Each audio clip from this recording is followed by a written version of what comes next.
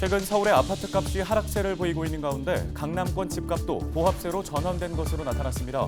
하반기 서울 부동산 시장 전망, 부동산 돋보기에서 살펴보겠습니다.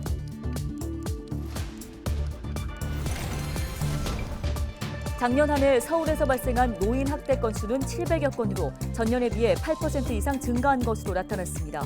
노인 학대는 대부분 가정에서 발생했고 피해자 10명 중에 8명은 여성이었습니다.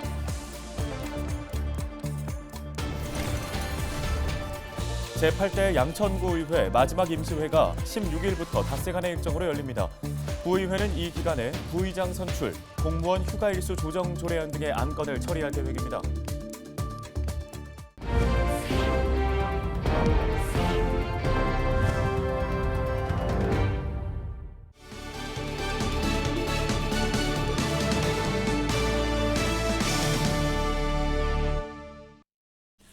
시청자 여러분 안녕하십니까? 헬로티비 뉴스입니다. 첫 소식입니다.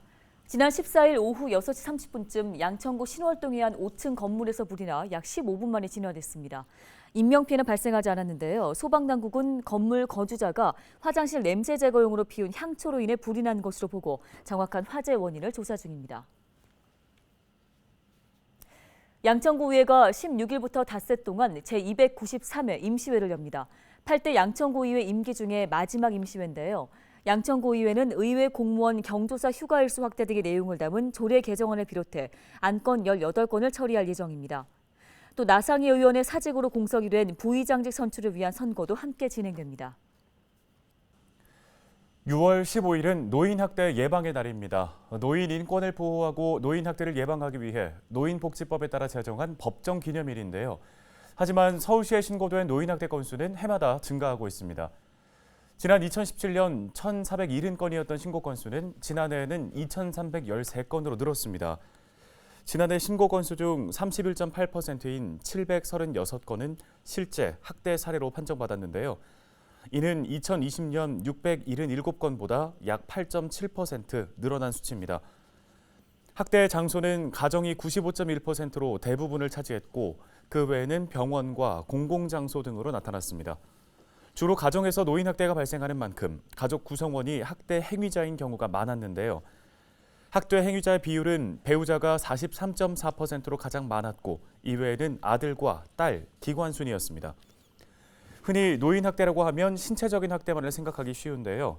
정서적, 경제적 학대, 방임을 비롯해 노인 스스로 보호 관련 행위를 포기하는 자기 방임 역시 노인학대에 포함됩니다. 이렇게 노인학대가 늘고 있는 상황에서 노인학대에 대해 잘 모르거나 알더라도 신고하지 않고 외면하는 일들도 발생하고 있습니다. 서울시는 노인학대 예방의 날을 맞아 노인학대에 대한 정보를 알리고 예방하기 위해 노인보호 전문기관 4곳과 함께 다양한 캠페인을 진행합니다. 우선 노인 인권과 세대 간 소통 등을 주제로 한 사진전이 열리는데요. 사진전은 지난 14일 청량리역과 강동구청을 시작으로 16일에는 은평 노인종합복지관, 20일엔 송파 노인종합복지관에서 개최됩니다. 사진 인증 이벤트 캠페인도 진행됩니다. 이 캠페인은 지역별 노인보호 전문기관 홈페이지나 인스타그램을 통해 참여할 수 있습니다. 또 시는 유동인구가 많은 지하철역을 중심으로 지역경찰서 학대 예방 경찰관과 홍보 활동도 추진한다는 방침입니다.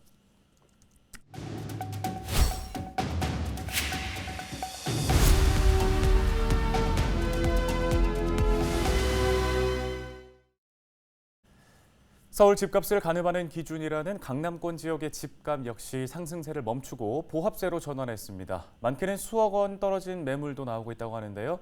부동산 시장 분위기와 하반기 집값까지 전망해 보겠습니다. 네, 부동산 돋보기 오늘은 이재문 창조도시경제연구소장 전화 연결해서 이야기 나눠보겠습니다. 자, 소장님 먼저 매물 증가세는 뚜렷한데 비해서 매도는 쉽게 나서지 않고 있는 모습입니다. 견고한 상승세를 보이던 강남과 잠실에서도 수억 원을 하락한 실거래가가 신고됐는데요. 현재 매수자 우위 시장이라는 분석이 강한데 요즘에 부동산 시장 분위기는 실제 어떻습니까? 일단 뭐 거래가 실종된 상황이니까는요. 거래가 실종된 상태에서 이제 매물이 좀 차곡차곡 쌓이는 상황인 것 같습니다. 그러니까 서울만 해도 한 6만 3천 호 정도 이제 매물이 쌓여 있기 때문에 이제 시간이 흐를수록 매수자 찾기는 조금 더 어려워질 것 같고요. 현재 상황으로 본다 그러면 주택 가격에 대한 어떤 변곡점에 다다른 상황이 아닌가 이렇게 생각이 드네요. 네, 조만간 임대차 3법 2년이 됩니다. 때문에 올여름 대대적인 전세 대란이 닥칠 거라는 우려도 있고 기후에 불과하다는 의견도 대립하고 있는데 임대 시장 어떻게 전망하십니까? 저는 이제 기후에 불과하다는 의견 쪽인데요. 우리가 이제 임대차 계약을 하기 위해서 계약갱신 청구권을 행사하려면 임대인의 경우에는 이제 그 계약 만기 전 2달에서부터 6달 전에 고지를 해야 돼요. 그다음에 이제 임차인은 2달 전까지 이제 통지를 하게 되면 되는데 지금 벌써 6월 중순이잖아요. 근데 뭐 8월부터 전세 대란이 있을 거다라고 얘기하는데 이미 시기적으로 좀 맞지 않은 것 같고 그리고 이제 서울시 전세 가격 같은 경우도 이제 약보합세가 지금 유지가 되고 있기 때문에 전세 가격이 폭등할 수 있는 어떤 불안 요소는 현재까지 좀 보이지 않는다라고 보입니다. 네, 치솟는 금리에 영끌했던 분들도 매수 고민하던 무주택자 분들의 걱정이 깊어지고 있습니다. 하반기 서울 집값이 어떤 흐름을 보일지 관심인데요. 자, 어떻게 좀 전망을 할 수 있을까요? 이제 주택 가격이 상승하기에는 이제 좀 안 좋은 요인들이 너무 많죠. 그중에 이제 하나가 이제 금리 인상이고, 그다음에 이제 거래 절벽 이 현상이 지속되고 있는 상황인데요. 많은 분들이 지금 예상하고 있듯이 금리가 올해 한 2.5에서 2.75까지 이제 인상될 것이 아닌가라는 어떤 그 우려가 이제 증가되고 있기 때문에 관망세가 이제 지속되는 하나의 요인이 된다라고 보여집니다. 근데 이제 이 금리 인상이 이제 현실화가 되게 되면 이제 많은 분들의 어떠한 그 매수 심리가 이제 꺾이게 되는 어떤 그런 변곡점에 다다를 수 있어서 일단 올해 그 주택 가격이라든지 이런 것들은 크게 뭐 오른다라기보다는 저기 보합세 내지는 이제 일부 지역에서 이제 하락폭이 이제 커지는 어떤 그런 시장의 흐름으로 보여질 거기 때문에 무주택자분들이라든지 실수요자 같은 경우는 최근 7월, 8월에 금리 인상에 따르는 변화를 보시고 그 다음에 주택 매입을 할지 아니면 이런 것들을 결정해도 이렇게 시기적으로 그렇게 불안하지 않는 그런 상황이 만들어질 거라고 보여집니다. 네, 오늘 부동산 관련 도움 말씀 여기까지 듣겠습니다. 창조도시경제연구소 이재문 소장이었습니다.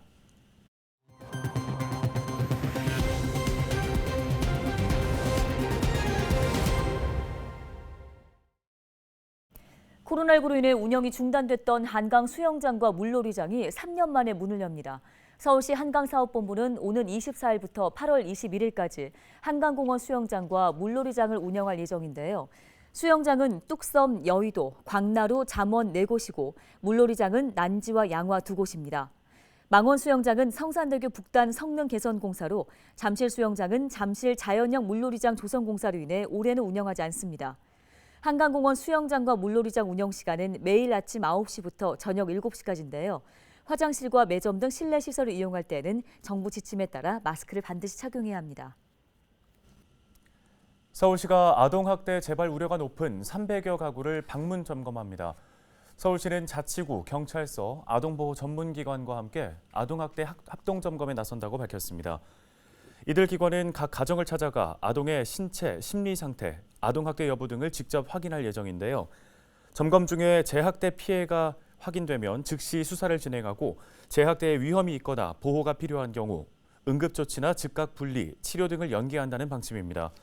서울시는 지난해 2번 이상 신고된 아동 3만 5천여 명을 전수조사했으며 이 중 2천여 건에 대해 수사 의뢰, 학대 신고 등의 조치를 했습니다. 다음 달부터는 코로나19로 이용이 막혔던 동자치회관을 자유롭게 이용할 수 있습니다. 은평구는 7월부터 16개 동자치회관을 전면 개방한다고 밝혔습니다. 자치회관은 코로나19 확산 우려로 2020년 2월부터 2년 넘게 휴관 상태였습니다. 은평구는 자치회관 개관에 맞춰 댄스, 요가, 어학, 미술 등 다양한 강좌도 운영합니다.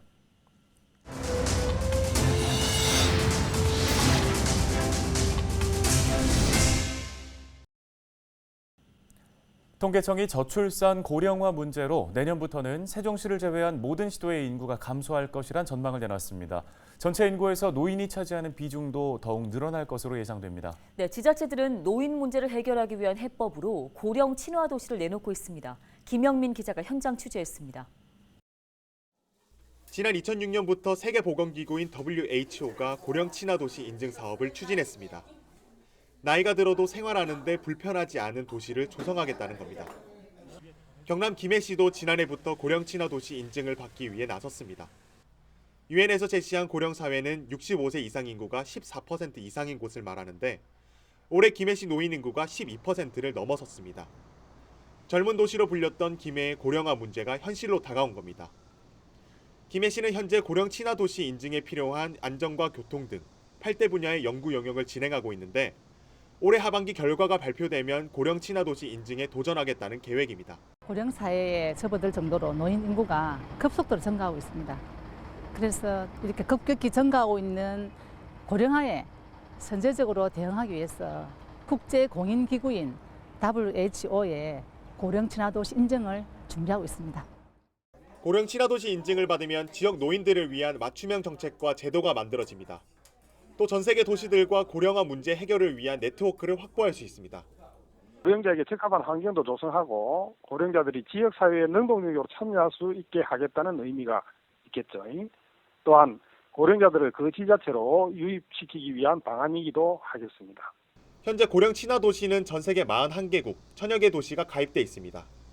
우리나라에서도 경남 창원과 양산 등 모두 38개 지자체가 이미 참여하고 있습니다. 헬로티비 뉴스 김영민입니다. 오늘 저희가 준비한 소식은 여기까지입니다. 시청해주신 여러분 고맙습니다.